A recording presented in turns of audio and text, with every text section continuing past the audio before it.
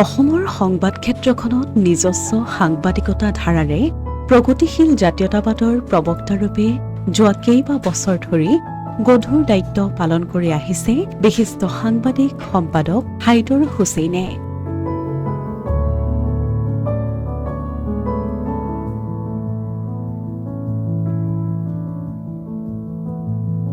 গণকণ্ঠৰূপে এক সৰল জীৱনৰ চৰ্চাৰ এগৰাকী চিন্তাবিদ ৰাজনৈতিক বিশ্লেষকক লৈ অসম জাতীয় বিদ্যালয় নুনমাটিৰ শৈক্ষিক আৰু আৰ্থসামাজিক ন্যাসে প্ৰস্তুত কৰিছে এখন তথ্যচিত্ৰৰ।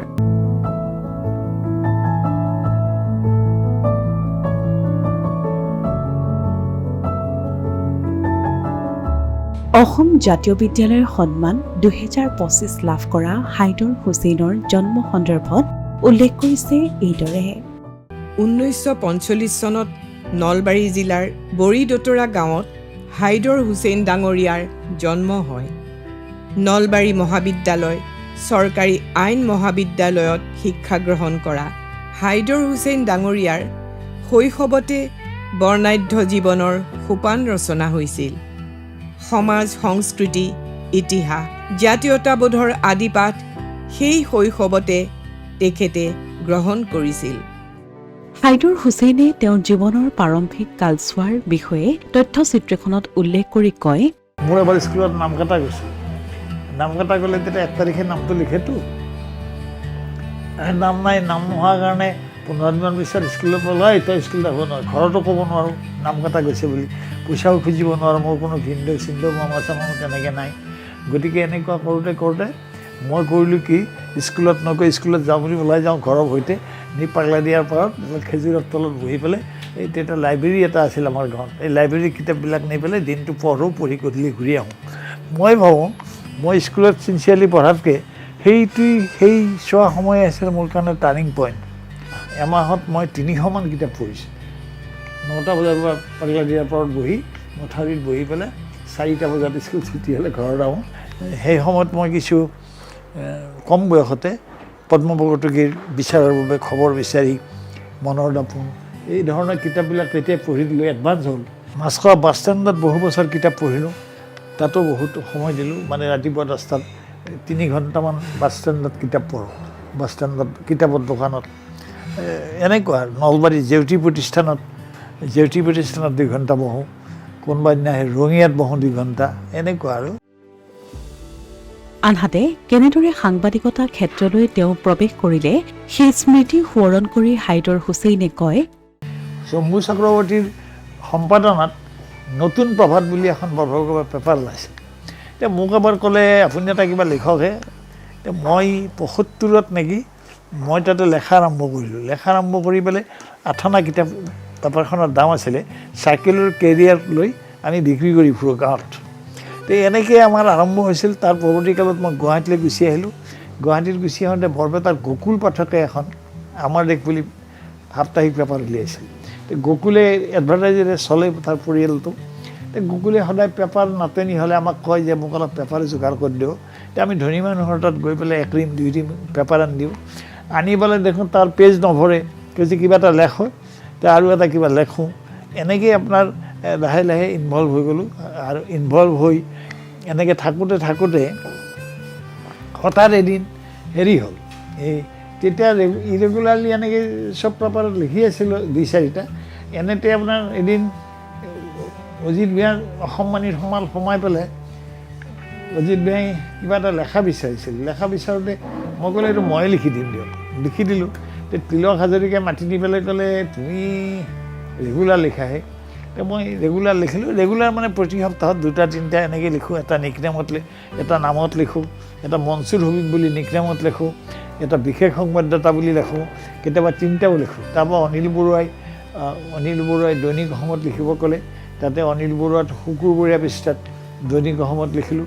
ৰাধীয় গৌতী আজিৰ অসমত লিখিব ক'লে, তাতে লিখিলোঁ ৰেগুলাৰ। পদ্মবৰতকী এখন সাপ্তাহিক উলিয়ালে, জগন্নাথ শৰ্মাই ছপা উলিয়ালে, তাতো লিখিলোঁ। 100 টকা দিয়ে এটা লেখাত। তে 100 টকাটো তেতিয়া 3খনৰ পৰা লিখিলে 300 টকা পাওঁ। 300ত মোটামুটি চলিবই পাৰি। তাৰপৰা ধ্ৰুৱজ্যোতি বৰাই এখন উলিয়াইছিল, মাহিলী, অলপ লেফ্ট আৰু কেশৱ দাস বুলি এজনে ছপাইছিল, পদ্মবগৰকী সেইখনৰ সম্পাদক আছিল, তাতেও লিখিলোঁ ৰেগুলাৰ। এনেকৈ লিখোঁতে হেৰি হ'লোঁ আৰু সাংবাদিক নোহোৱাকৈ সাংবাদিক নাম পালোঁ, মানে নামটো পালোঁ। তাৰপিছত স্বাধীনৰ জন্মলগ্নৰ পৰা স্বাধীনত প্ৰথম সংখ্যাৰ পৰা লিখিলোঁ। নেপথ্য বুলি এটা কলম লিখিছিলোঁ, উদয়াদিত্য ভৰালী আৰু মই, আমি জন্মলগ্নৰ। তাৰপৰা প্ৰতিদিনত আমি ষ্টাফৰ ইণ্টাৰভিউ চাওঁ আমি ল'লোঁ। মই বেতনভোগী চাকৰি নকৰোঁ বুলি ঠিক কৰিছিলোঁ আৰু সেইটোত মই ষ্ট্ৰিক হৈ আছিলোঁ। কিন্তু যেতিয়া অলপ দুৰ্যোগ হ'ল, অজিত ভিয়াৰ লগত কিবা হেৰাহাৰি হ'ল, তেতিয়া জন্তুবোৰে প্ৰস্তাৱ দিলে। মোৰ পৰিয়ালে খুব আপত্তি কৰিলে যে এওঁ বেতনভোগী চাকৰি কৰা নাই। এনেকৈ থাকোঁতে হঠাৎ মোক যেতিয়া প্ৰস্তাৱটো দিলে, মই ক'লোঁ যে মই আৰু বেতনভোগী চাকৰি নকৰোঁ। খুব জোৰ কৰিলে, ক'লে নহয় দাদা আপুনি কালি জইন কৰিব লাগিব। এইবুলি খুব জোৰ কৰোঁতে মই ভাবিলোঁ, সুধিলোঁ দুজনমানক, চবে ক'লে কণ্ট্ৰেক্টত সোমাওক আপুনি। অসমীয়া প্ৰতিদিনত 16 বছৰ কাল সম্পাদকৰ দায়িত্বত আছিল তেখেত। হাইদৰ হুছেইনৰ স্বাধীন আৰু অসমীয়া প্ৰতিদিনৰ সৈতে থকা সম্পৰ্কৰ সন্দৰ্ভত স্বাধীন প্ৰতিদিন গোষ্ঠীৰ অধ্যক্ষ তথা অসমীয়া প্ৰতিদিনৰ সম্পাদক জয়ন্ত বৰুৱাই ক'লে, হাইদৰ দা আচলতে স্বাধীন গোষ্ঠীৰ জন্মলগ্নৰ পৰাই তেওঁ জড়িত হৈ আছে। যদিও সেই সময়ত হাইদৰ দাক আমি কোনো সম্পাদকৰ পদ দিয়া নাছিলোঁ, তথাপিও কিন্তু হাইদৰ দা অনুষ্ঠানলৈ আহি আমাক বিভিন্ন ধৰণে আমাৰ ল'ৰা ছোৱালীখিনিক দিহা পৰামৰ্শ দি পেপাৰখনৰ বাবে যথেষ্ট তেওঁ আমাক সহায় কৰিলে। এটা সময় আহিল, সেই সময়ত আমি হাইদৰ দাক প্ৰতিদিনৰ সম্পাদকৰ দায়িত্ব দিলোঁ। এইটো 1997 চনৰ ঘটনা। পৰৱৰ্তী সময়ত তেখেতে প্ৰায় 16 বছৰে সম্পাদক পদত অধিষ্ঠিত হৈ আছে আৰু এই 16টা বছৰত স্বাধীন প্ৰতিদিন গোষ্ঠীয়ে এটা নতুন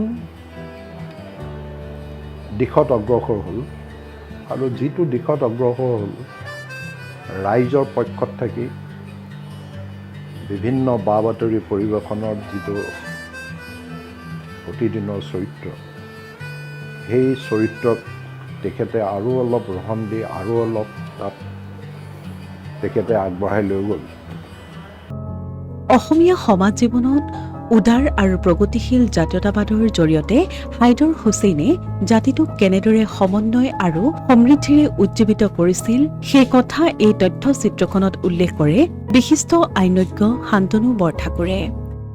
হাইদৰ হুছেইনক মই যিদৰে লগ পাইছোঁ, তাৰ ভিত্তিত মই এটা কথা ক'ব পাৰোঁ যে হাইদৰ হুছেইন মানুহজন এক কথাত যদি মই ক'ব লাগে, তেতিয়াহ'লে তেওঁ হ'ল অসমৰ যি উদাৰ সমন্বয়ৰ জাতীয় চেতনা, সেই জাতীয় চেতনাৰ প্ৰকৃত প্ৰতিনিধি হ'ল হাইদৰ হুছেইন।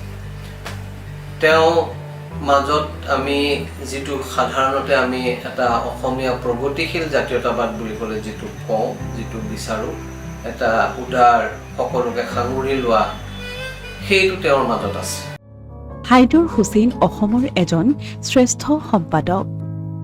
প্ৰতিদিন টাইমৰ মুখ্য সম্পাদক নিতুমণি শইকীয়াই হাইদৰ হুছেইনৰ মূল্যায়ন কৰি কয়, হাইদৰ হুছেইন মই ভাবোঁ আমাৰ কাৰণে আমি লগ পোৱা যিসকল বৰেণ্য সাংবাদিক অসমৰ সমাজ জীৱনৰ, সেই লগ পোৱা সাংবাদিকসকলৰ ভিতৰত অন্যতম এগৰাকী শ্ৰেষ্ঠ সাংবাদিক। অকল সাংবাদিকেই নহয়, আচলতে তেখেত এগৰাকী লেখক আৰু ৰাজনৈতিক বিশ্লেষক।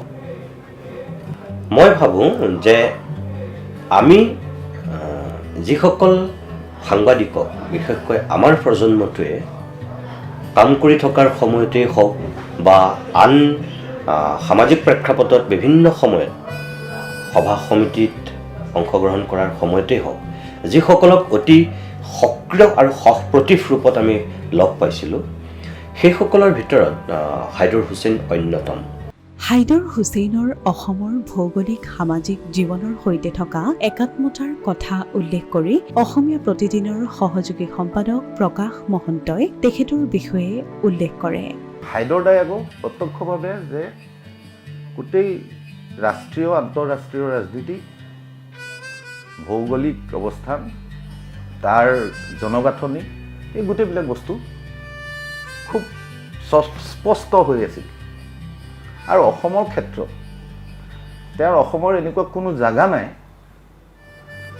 যিটো জাগাৰ 20জন মানুহৰ নাম তালৈ গ'লে ল'ব নোৱাৰে। মই তেনেকুৱা বহু সভা তেওঁৰ লগত কৰিছোঁ। তেওঁ গাঁৱত গৈ এজন কোনোবা বিশিষ্ট আপোনালোকৰ গাঁৱৰ আমুক যে আছিল, তেওঁৰ এতিয়া অৱস্থা কেনেকুৱা, তেওঁৰ 2টা ল'ৰা আছিল নহয়, তেওঁলোক কেনেকুৱা, ক'ব পাৰিছিল। সভাখনলৈ গ'লে সেই এলেকাটোৰ 20খন গাঁৱৰ 40জন মানুহৰ নাম লৈ দিছিল। এই বস্তুটো তেওঁ তাত দেখিছিল। আৰু তেওঁৰ এটা আড্ডা দিয়াৰ হেৰি আছিল, যিটো মানুহে ভাবে যে হাইদৰ দাক পোৱা মানে আৰু বহুত সময় গ'ল আৰু। কিন্তু তেওঁ এনেকুৱা সেই মানুহৰ লগত সংযুক্ত, তেওঁ আৰু সৰল জীৱনশৈলীটো। ইয়াত ড্ৰাইভাৰে তেওঁ উঠিবলৈ ধৰোঁতে মানুহ এজন দেখি তেওঁ নামি গ'ল। ড্ৰাইভাৰে ভাবিলে, তেওঁ উঠিল, ড্ৰাইভাৰ গুচি গৈ ঘৰ পালেগৈ। ঘৰ পাই খুলি দেখে বেগত মানুহজন নাই। তেতিয়া ফোন কৰিছে যে আপুনি ক'লৈ গ'ল? বোলে হেৰি মোক ই এৰি থৈ গ'ল, পঠাই দিওঁ আকৌ। নালাগে, মোক খোজকাঢ়ি গুচি যাম। ইয়াৰ পৰা ভৰলুমুখ শান্তিপুৰ। তেওঁ এইটো কোনো দূৰত্ব নহয়। কিয়? তেওঁ সেইটো ভাল পাইছিল। বাটে বাটে মানুহক লগ পাই কথা পাতি 11টা বজাত ঘৰ পাই ভাত খাই শুই দিব। সেই ধৰণৰ মানুহ আছিল, সৰল আছিল। কেতিয়াবা এতিয়াও মই ফোন কৰি বোলো, হাইদৰ আপুনি আহিব নেকি ইলেকশ্যনৰ? কি ক'ব, সেই ৰাজনীতিৰ কথা পাতিলে কি লাভ হ'ব? অসমৰ মানুহে এই কথাখিনি এনেই গাই আছোঁ, চাই থাকিব, পাহৰি যাব।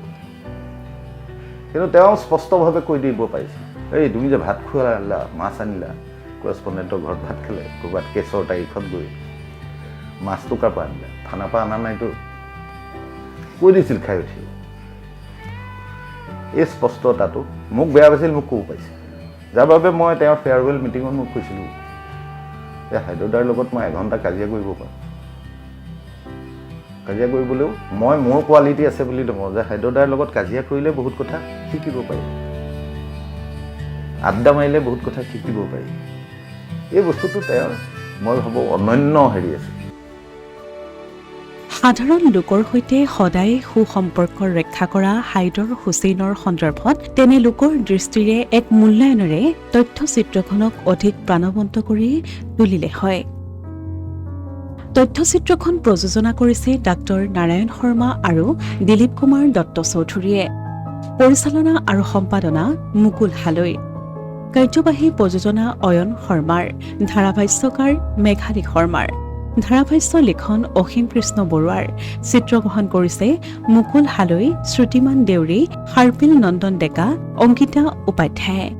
শব্দগ্ৰহণ কৰিছে শাশ্বত দীক্ষিত বৰা, ইমন ৰায় আৰু আয়ান শইকীয়াই।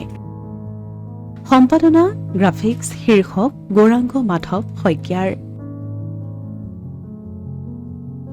Asomiya Pratidin digital desk.